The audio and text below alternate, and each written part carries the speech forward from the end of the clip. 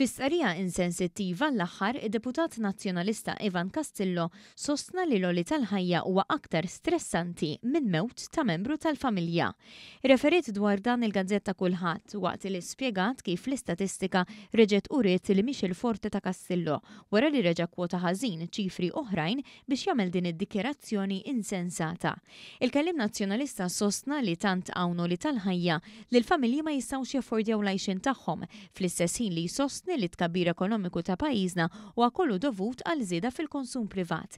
Imma aktar inkwetanti minn hekk, Castillo semma studju tal-Università ta' Malta dwar diffikultajiet finanzjarji tal-familji f'pajjiżna illi skontu waslu stress akbar mill-imwiet tal-membri tal-familja. Iżda meta wieħed jaqra r-rapport li għalih qed jirreferi Ivan Castillo, isib li l-istariċ jgħid li kienu 16.8% tal-persuni intervistati li għaddew minn problemi finanzjarji. B'kuntrast, 81.8% kellhom mewt fil-familja.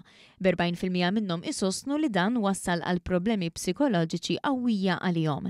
Li jfisser li allura terz ta' daw kollha intervistati qalu li mewt ta' membru fil-familja ħall effetti qawwija fuqhom, bla referenza jew tqabbil mal-għoli tal-ħajja.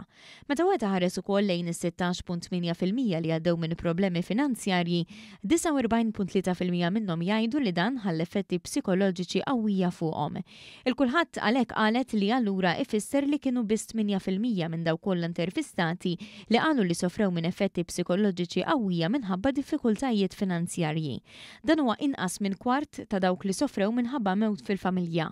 Dan juri kemm il-kellim nazzjonalista kien żbaljat fil-konklużjonijiet tiegħu li b'mod qarriqi wkoll ipprova jimplika li l-istudju tal-Università sar fuq diffikultajiet finanzjarji preżenti taħt Gvern Laburista.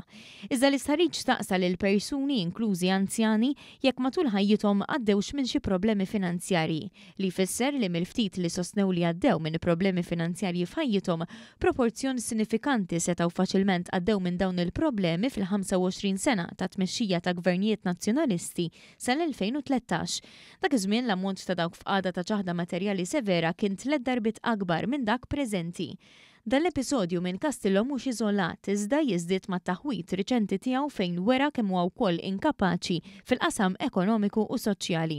L-aħħar taħwida tiegħu seħħet ftit jiem bissilu meta kien iddikjara l-istatistika tal-Eurostat qalet li l-pagi f'Malta huma l-inqas fl-Ewropa. Biex imbagħad ħareġ l-Uffiċċju Nazzjonali tal-Istatistika jikkjarifika li dan ma kienx minnu. Anzi l-NSO qal li l-istatistika kwotata minn Castillo kienet turi li l-pis fuq min ħaddem f'Malta huwa l-inqas fl-Ewropa minħabba pis inqas ta' bolla u taxxa.